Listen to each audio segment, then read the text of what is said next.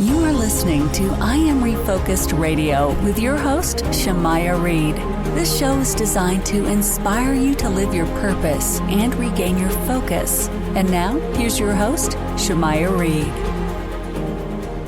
Hey, welcome to I Am Refocused Radio. We are here once again. Today, we have another amazing show lineup for y'all today.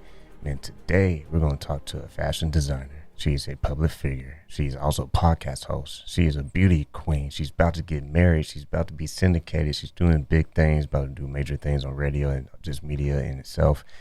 We're going to talk about just her life story, what she did to get into fitness and fashion design and being her own boss as a business owner. And also talk about her story, her background story, and podcasting. So first and foremost, Miss Deanna Marie, how you doing? Wow. Thank you, Shamaya, for that incredible introduction. That was awesome. I'm like over here like, oh my God, I'm sweating. Now I have something to live up to. Man, I appreciate it, man. It's great to have you on. Before we talk about your podcasting and obviously your businesses and stuff, kind of touch on the audience a little bit about who you are and what inspired you to take the path you take. Sure. Well, you know, I'm a woman that believes that everything happens for a reason. My life hasn't been easy. I come from a broken home. My father was very abusive to myself and my mother. I continued that pattern. You know, I think when you're exposed to it, we are more apt to go down the same path. Getting involved with a abusive man, many abusive men actually after that. Drugs. I'm a human trafficking survivor because of getting into one of those relationships.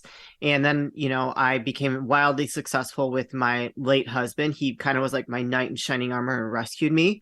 So there's a lot of things that happened in my, you know, younger years that really motivated me and made me very driven to become more than, you know, those labels that we put on ourselves of being from a broken home or being abused and, you know, a human trafficking survivor, using drugs. And, you know, I have a little bit of a criminal record as well. So, you know, I didn't allow those things to hold me back.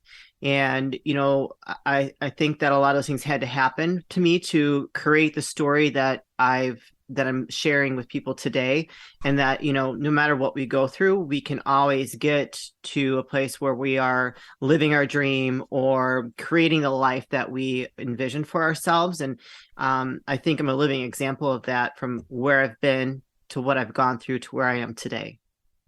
And with that, when you decided to be an entrepreneur, did you have a personal, like, ambitious, like, dream since you were little, or was it more of a natural process of you just saying, you know what, yeah, it's time to start a business? What kind of gave the light bulb to go off for you? So I come from a long line of entrepreneurs. My father had his own business, you know, before he kind of like went a little off the trails. And then my grandfather was an entrepreneur on my mother's side. They had a printing business here in Chicago, downtown Chicago, that did a lot of printing for all the major news networks and everything here in the Chicagoland area. So I was raised around entrepreneurs. So it's all I really knew. When I started working, I did, you know, actually my first like business, so to speak, was like babysitting, cutting grass and cleaning houses. I had a best friend and we made up flyers, and I papered probably in a 2-mile radius around my whole, like around my mother's house. And I hustled my butt off at 13. And then I couldn't wait to start working like at other places. And then from there, after when I turned 18, I became an entrepreneur for myself again. So I think you either are born an entrepreneur or you're born into a family of entrepreneurs, and you either have the spirit or you don't. I like that. And when someone's listening to this right now, their feelings might get hurt just a little bit. So when you say that, is it possible for someone to learn the ropes to become an entrepreneur, even if they weren't from a background, a family that supported that idea? Well, we don't want to hurt anyone's feelings, of course, and we don't want to exclude anyone. I think that if you have the desire and that is your true purpose, you are able to become whatever you want to be, whether that's an entrepreneur, a ballerina, an artist. So I think that we are capable of anything that we have set our minds to. And we have so many examples and resources out there from wildly successful entrepreneurs, that anyone can tap into those resources and become exactly who they want to be.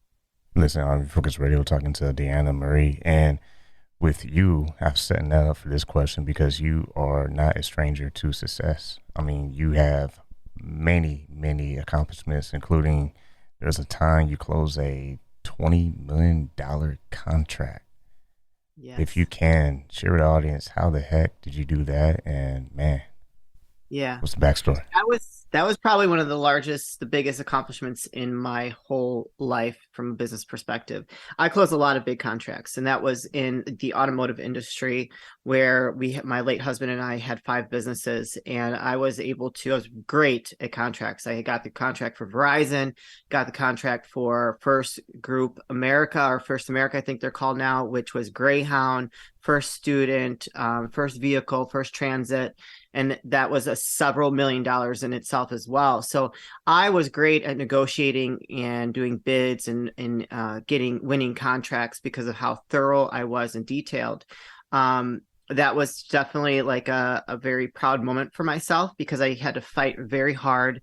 And anybody that's in contracting and doing bids for anything, it doesn't matter if it's automotive, but whatever it might be, that it's a very tedious process. And if you don't do your homework and don't dot your I's and cross your T's and really add a little extra something to your bid, they're likely not going to go with you unless you're really giving a low price that probably would put you out of business. So I did my homework. I stayed very tight with the purchasing manager, business bidding director. There's many different people that are involved in that process, especially something that large. But that was a great win, and I know we got challenged after we won it, and we had to get an attorney involved to maintain our ownership over that bid to supply the product that we had won the business for. And with all of that activity that took place, I mean, you're an expert in this because you're doing it. And I say that because I know some people don't like when I say expert, but I like saying it because it's true. If I say it, it's true because you're doing it. And if you weren't doing it, I wouldn't be saying you're expert. I just had to get that out there. But with you, with those skill sets to close those type of contracts, the responsibility sounds like it's super great. And it's a lot of things on your plate that you have to manage. So I'm sure you have a team. How do you manage your team and also continue to deliver for your clients? Well, back then, so I was vice president of key accounts and business operations. My husband, my late husband, was grooming me to be president. I think that if you're a leader at heart, that it's going to be very easy to lead your team. I did have a team. We had about 150 employees, well, almost 200 at one point. But my whole executive team reported to me. I oversaw our financials, our P&L, our balance sheet. I oversaw everything that happened, like the production. I oversaw every little detail in the business, because I was a little bit of a micromanager, not to the point where I didn't empower my leaders to lead, but to the point where I wanted to make sure that we were being profitable and that they were getting their job done as a leader, doing reviews, keeping employees happy, keeping morale up. When you're that, because we did about 30 million in sales, when you're at that level, it can still considered a small business, but as an entrepreneur at that level, those are some serious dollars to be responsible for. You have loans from the bank, you have commercial properties that, commercial buildings. We were in a 100,000 square foot facility. So you have responsibilities for maintenance. There's a lot of different things that go on, and either you thrive in something like that or you do not. And I personally, I'm very type A. I thrive in having a lot going on, and that's probably why I'm able to do all the things I do now. And, I became a greater leader because of those experiences. And it's really helped me pad my resume, so to speak, of what I've been through, what I'm capable of, and the things that I have seen and done in my professional life. And you also are a fashion designer, a bodybuilder, and into skincare. Former fashion designer. I might get back into it. Former skincare expert. Well, I don't know if you can ever be a former skincare expert, but I did, after my husband passed away, my dream was to get into fashion. I love clothes. I'm a fashionista at heart. I have like 3 closets full of clothes and shoes and purses. I was in such a state of turmoil and spinning after my husband passed away because my life had completely shifted and everything that I had built was taken from me. And so I had always had the dream to get involved in designing and creating my own label, that I did not do my homework. I was so eager. And even though I had learned all these lessons from running these businesses, I was just kind of in a state of like, I gotta do it. I gotta get it done. That I didn't do my homework. And I ultimately probably invested way too much money in creating 3 collections. I was successful in the way that I built a great brand. I have designed incredible clothes, but fashion is a different type of animal. All the different things that go into creating one piece of clothing is very intricate. And I think that unless you know that, it's a lot more than what you anticipate. So I went with a consulting firm to get it started. In hindsight, I would have done all my homework and would have farmed out all those different things that need to be done to create one piece of, one design. Because it would have saved me a lot of money in the long run. But I did create three great collections. I did a Kickstarter that was successful. I raised over $5,000. I did my first production run and filled all those orders. Then I did my last collection, was very avant-garde, very what's the word I'm looking for, but just very like creative. And I did a big fashion show here in Chicago with 6 other Chicago-based designers against human trafficking. It was a huge event, over 300 people, raised about $30,000. And that was my finale. During that whole stint, I was on the local news in Rhode Island for their fashion week. I was here. I was a finalist for the Cadillac Design Challenge for Style Chicago. So I did have a lot of successes when it comes to that, but monetarily, it's a lot more costly than people think if you're going to design from scratch your own piece of clothing. You listen to I'm Focus Radio, talking to our guest, Deanna Marie, and you have a podcast. I mean, it's not like you're busy or anything, you know what I'm saying? So you have a podcast website, labelfreepodcast.com. I mean, it sounds like you always go after everything you put your mind to. So what was this project? What was your goal with starting this platform? So Shemaya, yes, like I said, a type A. And when I get an idea in my head, I just go for it. After going through all the things I went through in my younger years and my becoming a widow, going through the struggles with the family of trying to get something from what I had built for almost 20 years, I had realized that I had a lot of labels put on me. And so after I ended the fashion career, I was like, okay, I'm done. I'm not going to throw any more money at this. I'm just going to end it now. I got a random email. I don't know how I got this and how to start a podcast. And I didn't know what a podcast was. This was in 2019. I didn't. And so I started reading it and I reached out to friends and family and I'm just like, I don't know who the F I think I am, but I'm going to start a podcast.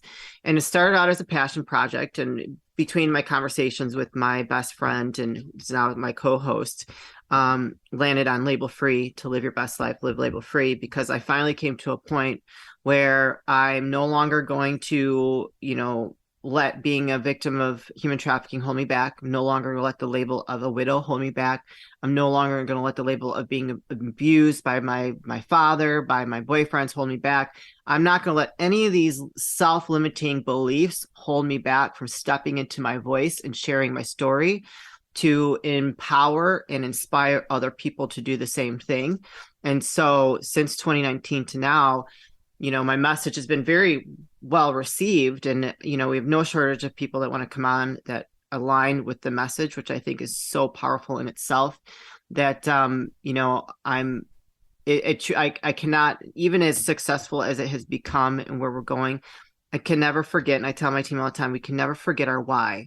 And the reason why we're doing this, because we are here to help others drop those labels that are holding them back as well. And to the women who are listening to this episode, I mean, you are an example of a go-getter.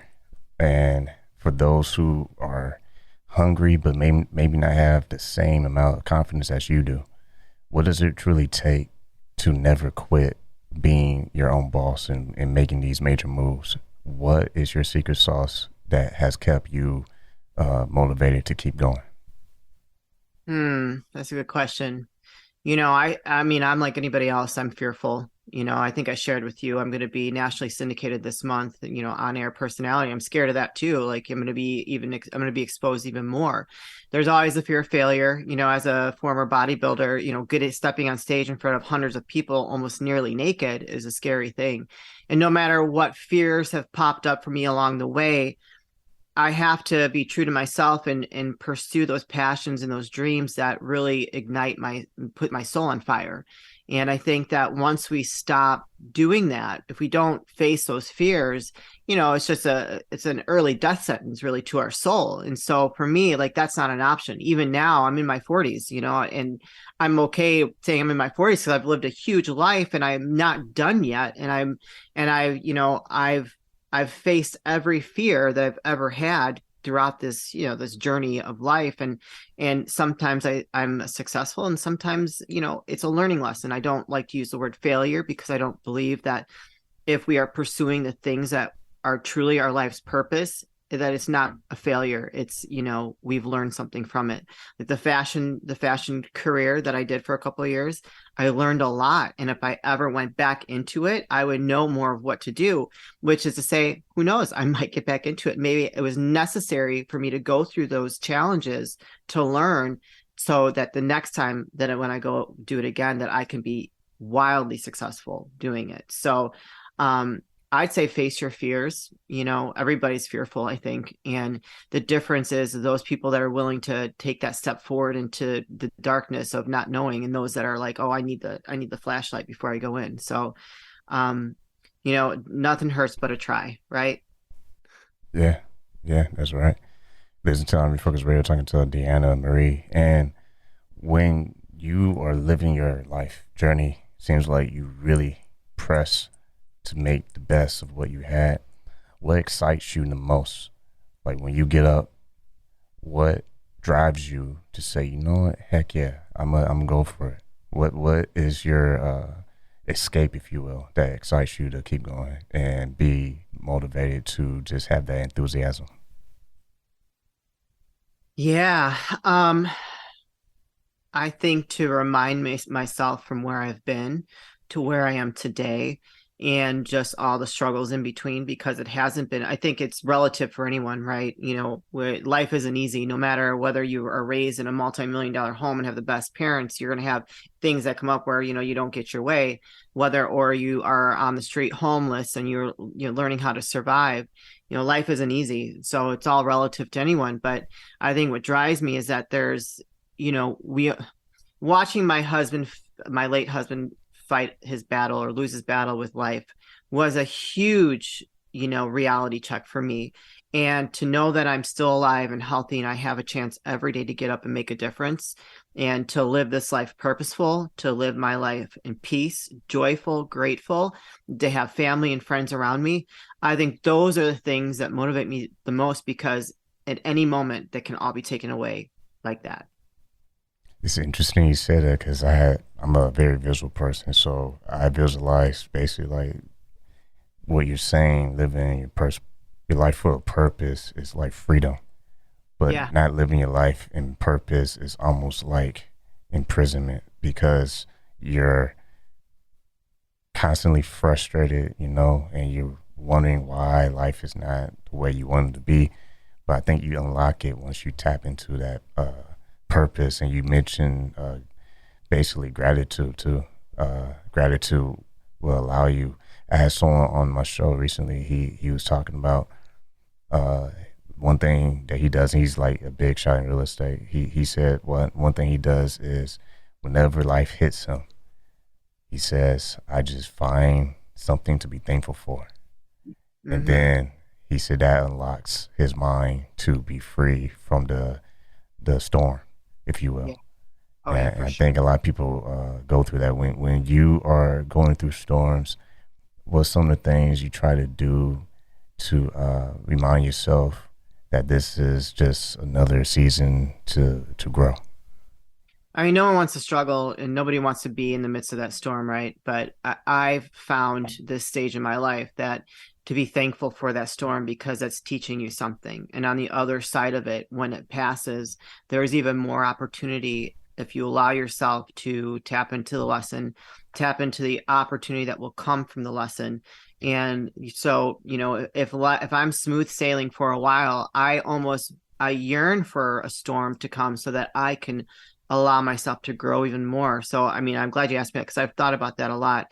And when things are just really calm for me, I'm like, well, wait a second, I'm not getting challenged. I'm not growing. And there's no opportunity that comes from no challenges. And so at this point, the challenges are different. Thank God. I don't want to be battling abusive boyfriends or abusive father. I want to battle challenges in getting my businesses to grow. And so I welcome them at this point because I know that there's opportunity on the other side of it. Listen, I'm Refocus Radio talking to our guest, Deanna Marie. And man, as we are wrapping this up, when people are listening to this show, what's the best call to action that you want them to take so that they can stay up to date in your world? Well, like with all of us podcasters, the best way to support us is to follow us on social media, follow me on social media, or all of my, where you like get your favorite podcast, favorite podcatcher, follow me there, subscribe to my YouTube. If you want to reach out and message me, I am all open. I'm open and willing to listen to anything you have to say, any input, have any questions. So you Google my name, you'll find me. Google search Label Free Podcast, you'll find us. So labelfreepodcast.com or, all the social media handles. Once again, listen, on Focus Radio, I want to say thank you to Deanna Marie. Congrats on your recent events that are coming in the future, and best wishes to everything you tap into. Appreciate you taking your time talking to us today. Thank you so much for having me, Shemaya.